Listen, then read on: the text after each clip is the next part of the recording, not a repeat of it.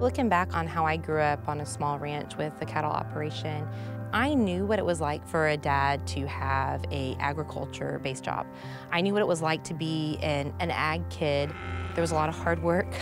My dad used to pay us a nickel if we filled a molasses tub, like the one I'm sitting on, full of thistles from the field. We did get him up to a quarter at one point.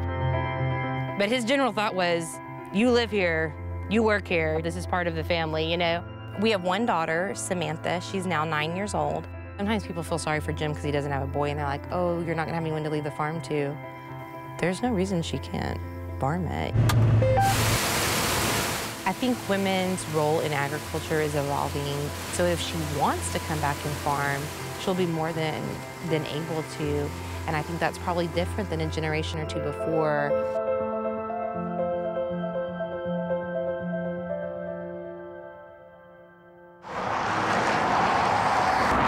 Beeville is in South Texas. It's south of San Antonio, and we're about 60 miles from the coast. Here we farm multiple different soil types. My husband and I farm about 4,500 acres. We do not own anywhere close to all of that. We own a couple hundred acres. So we rely heavily on good relationships with our landowners. We're planning a meal in the field. What we normally do are things that can be handheld. So these are jalapeno poppers. More garlic powder. I feel like my role on our family farm is a lot like most women's in that I wear multiple hats, just like most moms do. One way I help is to essentially be a taxi service and help them move from one place to another. Granddad, you want sweet tea? Sure. I bring food to the farm and give the guys a break during harvest. I help with advocacy, even speak at some events to try to help those that maybe did not grow up farming to know more about where their food and where their fiber comes from. Our goal on our family farm is to be able to continue the legacy that Jim's families on both sides have set, to be a family farm and to leave that to the next generation if they want it. To have a family farm that provides safe, quality, affordable food with the values of honesty, integrity, and hard work.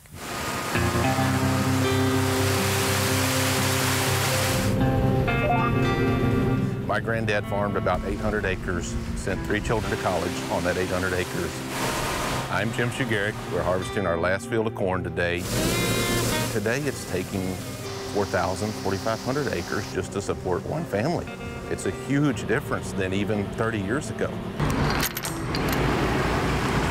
It just takes so much, and if any little hiccup, anything goes wrong, we have a well go down. It's a major problem. You're just operating on such thin margins.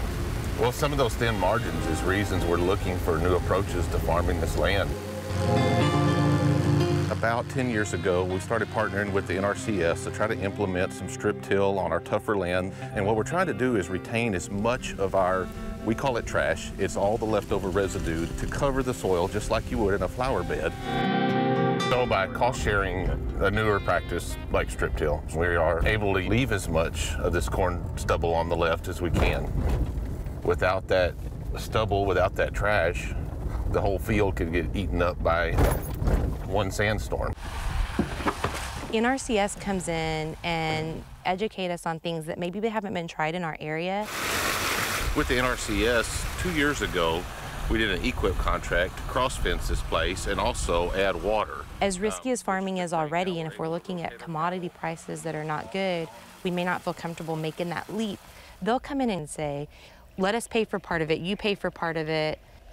It's almost, I feel like, doing a research project at school. They want you to keep good records and things like that so that they can then take that and show other farmers this is working, or, you know, this isn't the best way to go. For farmers to continue to be a farm family, they have to evolve with the times. Farmers are smart. Most of them have degrees, and they can be very good at planting a seed. But if they're not doing all of the rest, researched, keeping up with technology and innovative practices like NRCS helps us with, they're not going to be sustainable. They're not going to be able to leave that farm to their daughter or their son if they're not keeping up with everything else that goes with farming.